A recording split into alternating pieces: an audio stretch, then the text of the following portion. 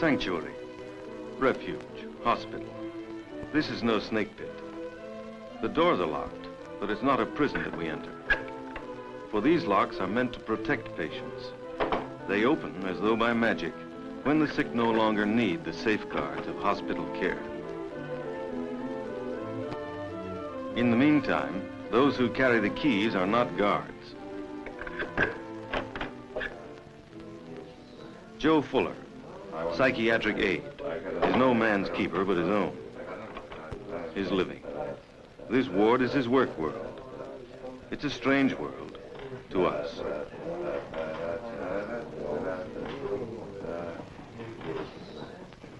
Come in, Joe. I hear you, Jupiter. Come in, Jupiter. I hear you. Hello. Huh?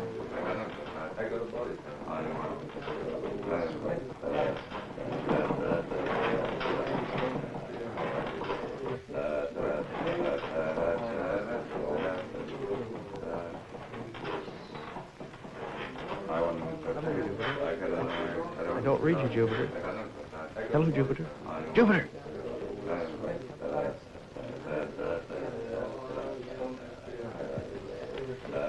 What's this, Mr. Jordan? I made a no tea. Very nice. Did you want one? Fine, thanks a lot.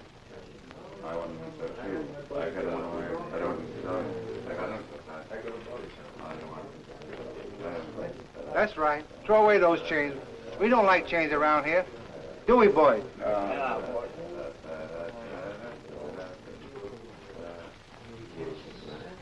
well, thanks a lot, Mr. Jordan. You're welcome. I gotta go now. I go on east for the night man Frank.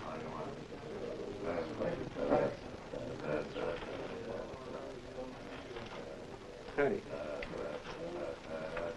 Jordan's a lot easier to take since he started occupational therapy. Yeah, it gives him a chance to work off a lot of steam. Nice court, isn't it? Yeah.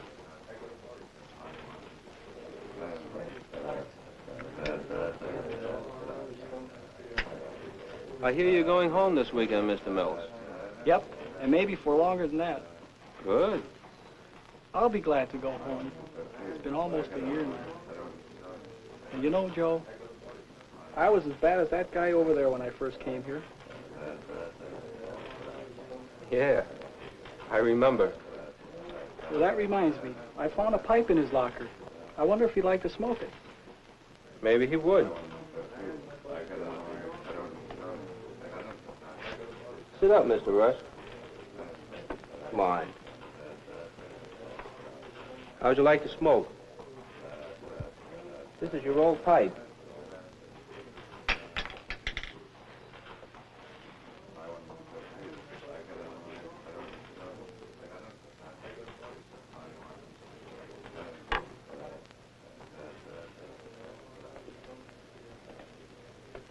Perhaps later. Perhaps next time. Of all the tools in Joe's work kit, time is the most useful. The ability to accept time as an ally is usually called patience. Joe has learned to be patient.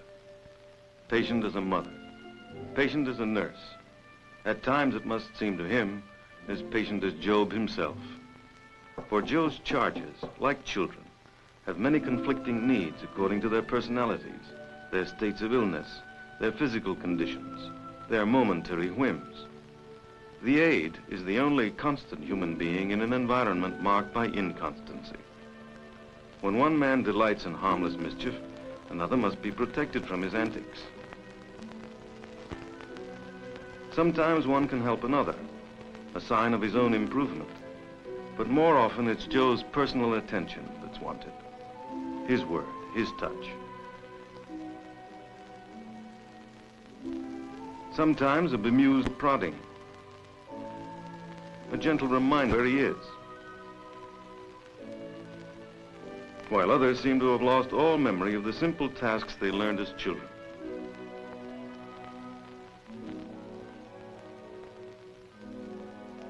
No longer able to take care of themselves, they depend on others to help them live from day to day. Joe helps, without resentment, without contempt. This is his work.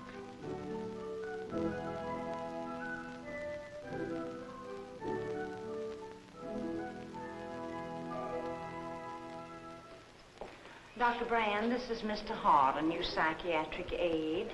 I'm bringing him up on this ward because you're so short-handed. We sure can use him. Glad to meet you. This is Miss O'Malley. She's the nurse in charge in this ward. Hello. And this is Mr. Fuller. He's a psychiatric aide like yourself. Have you ever worked in a mental hospital before? Oh, sure. I know all about loony bins. We prefer to think of this as a hospital where we treat sick people. Well, I didn't mean nothing. No, I realize you didn't. You see, these are all special patients who are getting the best that the hospital can offer them. There's electroshock, there's recreational therapy, there's occupational therapy, and the companionship of other men.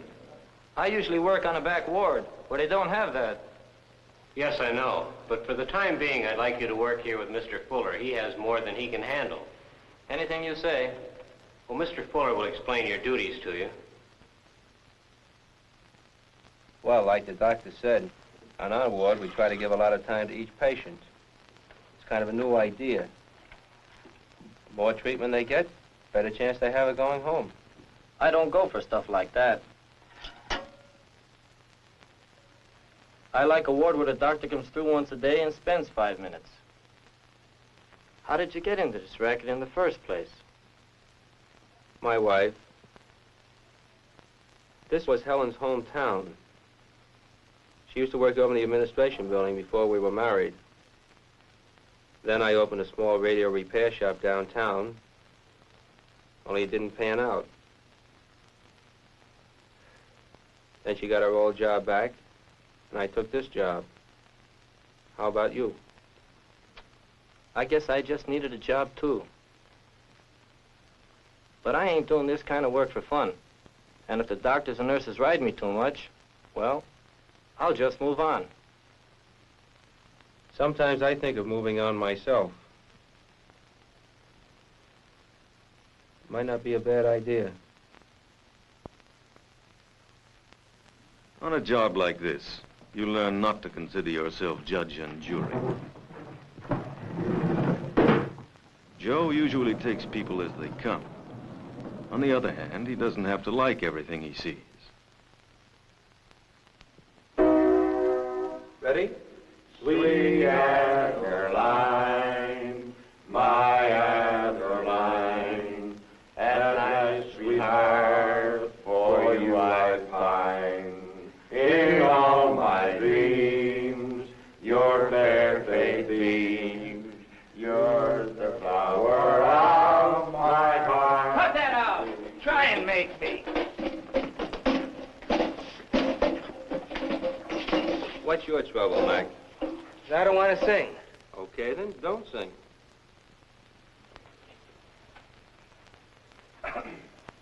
Go ahead, Bill. All right, men, I've been working on the railroad. I've been working on the railroad all the live long day. I've been working on the railroad just to pass the time of day. Take it easy. What that guy needs is a good beating up. Look, Frank, that stuff doesn't go around here. And I thought you were a right guy. I'm okay, but you can't go around hitting guys. McManus wouldn't hurt anybody. Besides, he's in here because he's seriously sick.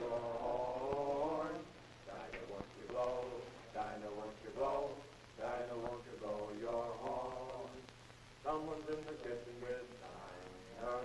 Someone's in the kitchen, I know.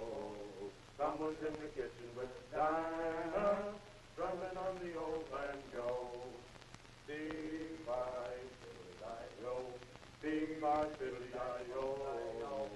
Dee-bye, fiddly-di-yo, drumming on the old banjo. Dinah wants to blow, Dinah wants to blow your horn. Dr. Brand usually confers with the nurse and the aide after his morning visit with the patients. I'm afraid I'm going to have to transfer some of your men off the ward. How about some of those who haven't responded to treatment? Well, Doctor, there's old Mr. Novan. He's had over 50 electric shock treatments, and there's no change at all.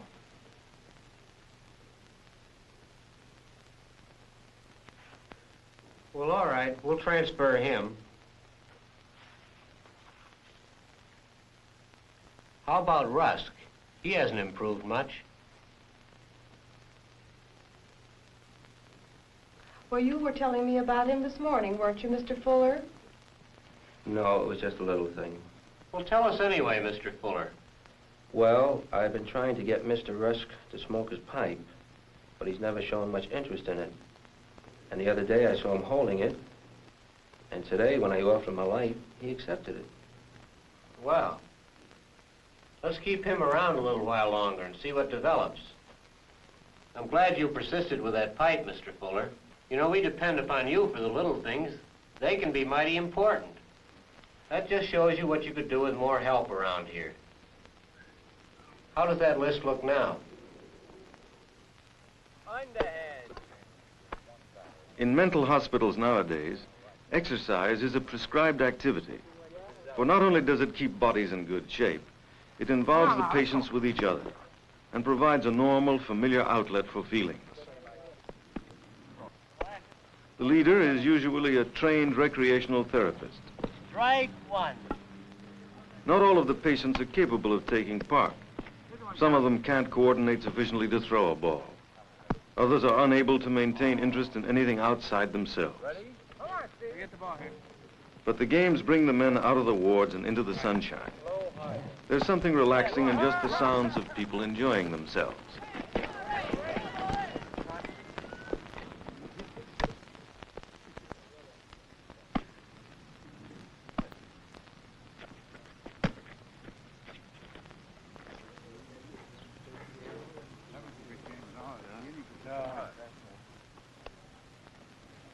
Thank you, Harry. Harry? Mr. Rusk had talked. Joe was so surprised and perplexed that he never knew who won the game that afternoon. Come on.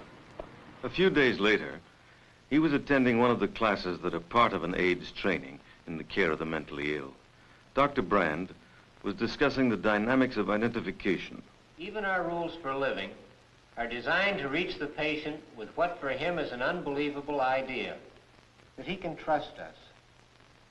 Common sense suggests that you begin by always behaving in a way that makes you his friend, not his enemy, even when you think he's incapable of understanding what you're doing.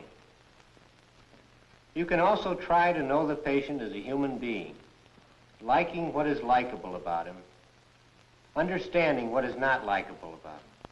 If we remind him of someone who made him suffer, he'll mistrust us. And if we remind him of someone he liked, he may come around to trust us. Yes, Mr. Fuller.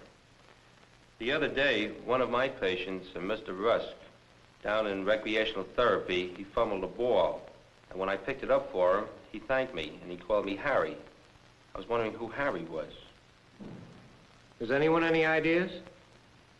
Mr. Jackson? It's possible that this Harry is someone that Mr. Rusk had played ball with in his younger days. But he's in his 50s.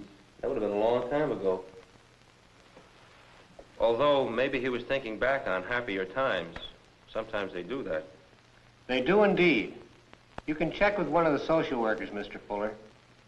Find out if there's a Harry in the family. But no matter what you find out, I suggest you spend a little more time with him.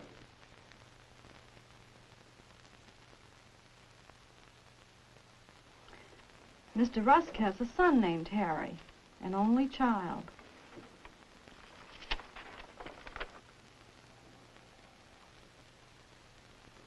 Wait a minute. The boy was killed in action in the Pacific. That's it.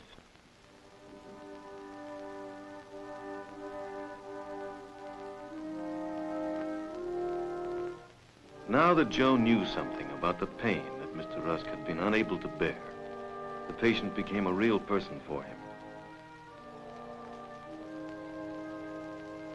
Waiting for still more to emerge would be easier now. How about a game, Mr. Rusk? For Joe often found it difficult to live and work among the masks that the mentally ill use to protect themselves from pressures they can't stand. They like the formal relationships of card playing or checkers because the rules don't change. Each act does not become a problem involving feelings.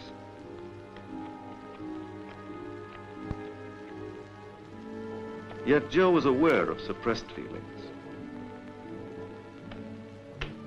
How else could one explain the bits of odd behavior that seemed to have nothing to do with the game?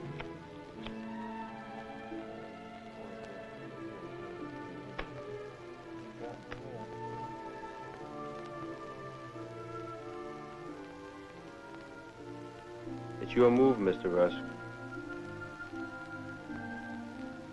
Feelings that have been pushed down so deep may take a long time to come to the surface. It was taking Mr. Rusk months. Communicating is apt to be frightening. It must be tenderly encouraged.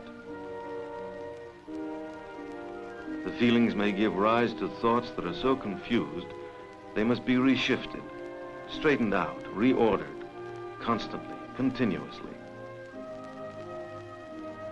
There is no time for anything but endless rearranging, in the vain hope of finding a sequence that's satisfying.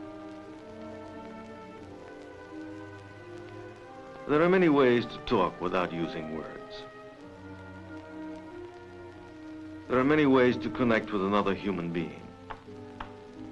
We use our manner, our eyes, our smile, long before we learn to use words. Joe, like a person working with children, has come to understand the wordless language.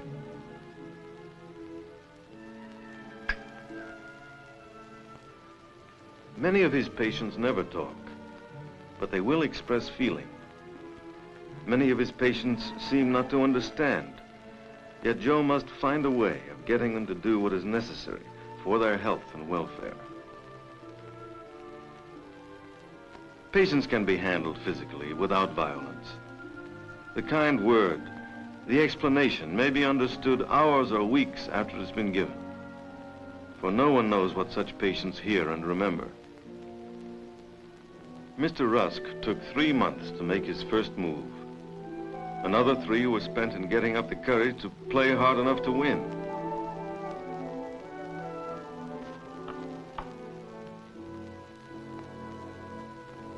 By now, Joe doesn't find the games as one-sided as they used to be.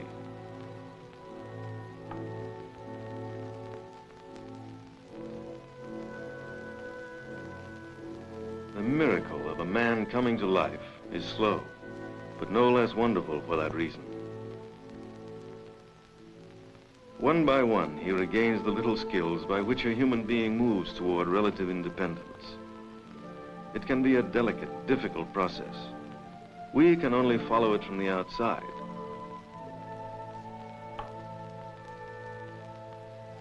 We learn to notice small changes, but their why and how remain a secret. Growth is always wonderful. Mr. Rusk, this is our clothes room. This is where you'll be working, if you like it. Now, this will be your job. Folding trousers. Just let the legs hang down like that, fold it over on itself. And each one is marked. There's a size, 34. Now, over here, it's all marked off, 32, 34, and 36. Now, this would go in there. You think you could do that? Does that look easy? 34. That's right. That's it. It was almost a year before Mr. Rusk could venture out of his shell. You know, when I called you Harry the other day, you must have thought I was crazy. Well, I must be crazy or I wouldn't be here. You just mistook me for your son, that's all. I must look like him. People make mistakes like that at times. Yeah, but I'm crazy. I can see now you don't look like Harry. Well, from what you told me about him, he must have been a fine fellow. The best. I can't understand why he had to be.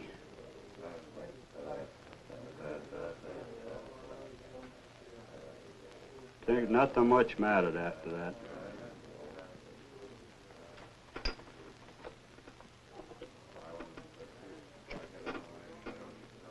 The war took a lot of nice guys. Must have been hard on your wife, too. She's all alone now, isn't she? I guess so. She'll certainly be glad to have you home again. Nah, I'm finished. What do you mean? Look how you've improved in the last few months. The doctors will help you to get well. Not me. Why not? Look at Jordan, the one who used to talk so much. He has ground privileges now. He can come and go around the grounds as much as he pleases. And look at Andy Bauer. He's working down the farm. Yeah, but look at Wilmer. He's as lonely as ever. Well, sometimes I think Wilmer would rather stay here than go home. He likes to play the clown too much.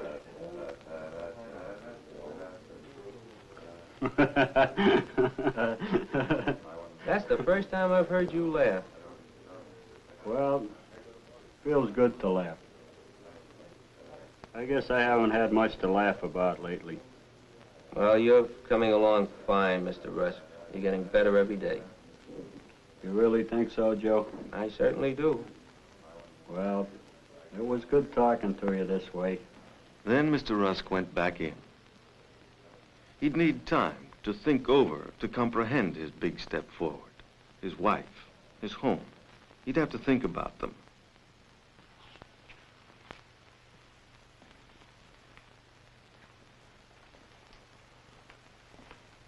It's 5:30, Joe. Going to supper?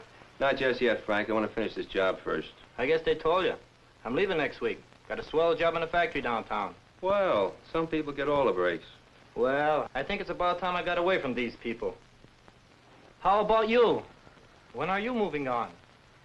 Well, it won't be this week. Better hurry up. You aren't getting any younger. You're not kidding. Well, I'll see you at supper.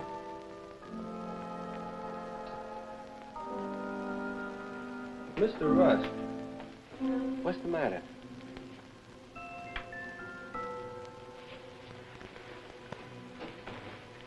Here, Mr. Rusk, you drop this. Say, I didn't mean what I just said to Frank. I was only trying to be friendly. I am not even thinking of leaving. Mr. Rusk. Regression is the technical name for Mr. Rusk's medical condition. For Joe, no technical word could describe the situation. After a year of patient, careful work, day by day, hour by hour, he's back at the beginning. The elaborate bridge over which Rusk had been moving toward health, the bridge of which Joe himself was part, has come crashing down.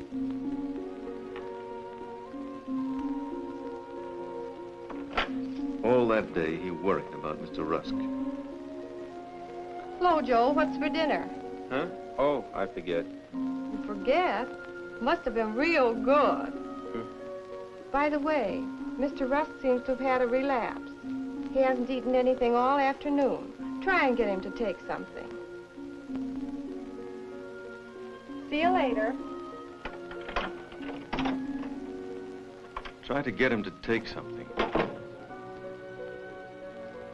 Try to pick up the milk you've spilled. Try to remake the statue you've dropped. It was even worse than it had been at the beginning. Then Mr. Rusk had been angry at the world. Now Joe felt that the anger was all focused on him. What's more, he felt he deserved it. What to do about it?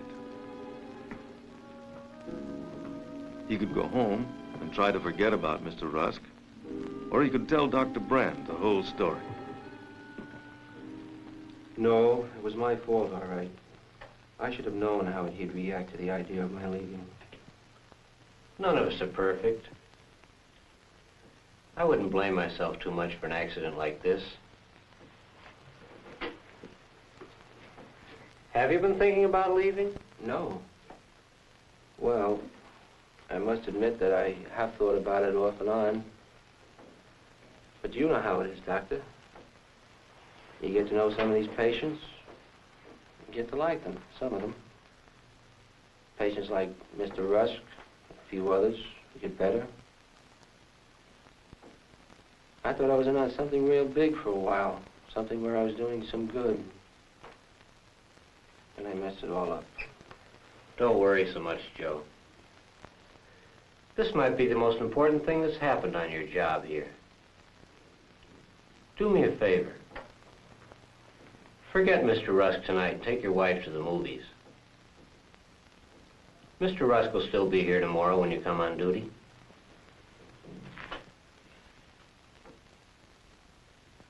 Joe hung around the hospital that night after his shift was over. Something had happened to him, too. Something that needed to be thought over, to be talked out. Kate O'Malley was the kind of girl you could talk to. Besides, this sort of thing was her profession.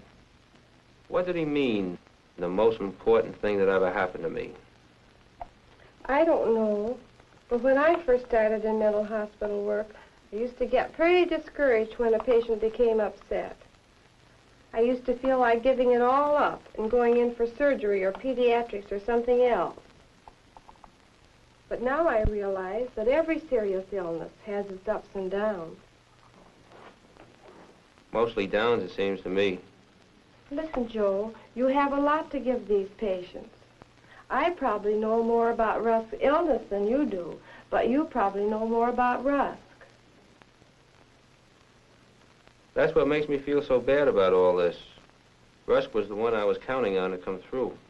You had a man-to-man relationship that was the right medicine for him. You have a knack for doing that. That's why you were able to help him more. I guess I didn't think of it that way. Someday, Rusk will come to realize you're a man he'll have to give up. And he'll accept that, too. You deserve a lot of credit for reaching Rusk when the rest of us failed. No easy job. No, but it's not a bad one either. Depends on who's doing it.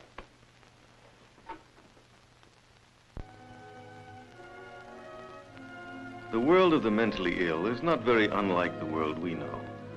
The things in it may appear distorted to us because of the special point of view from which they're seen. What makes the point of view special is the particular pattern of feelings of a particular person. Each pattern is different, as each person is different, depending on what he was and what happened to him. Joe has come to recognize these differences and live with them. He has learned to accept surprising or even silly behavior as long as it's not destructive.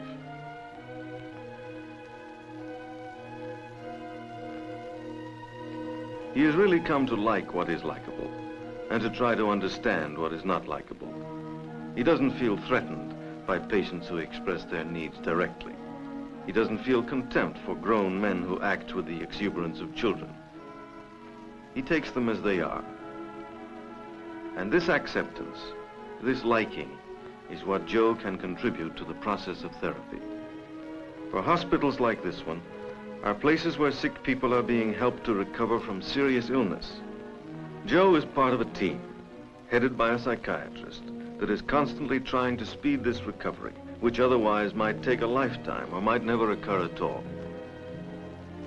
Along with some psychotherapy and physical therapy, along with the occupational, recreational, and industrial therapy, there is also the therapy of being treated with respect, day in and day out, by the one sane person in the ward. Time and patience. Joe has them to give. The bridge is beginning to be rebuilt on an even firmer base. It may be easier for Mr. Rusk to move over it the second time, but he cannot be pushed. It's your move, Mr. Rusk.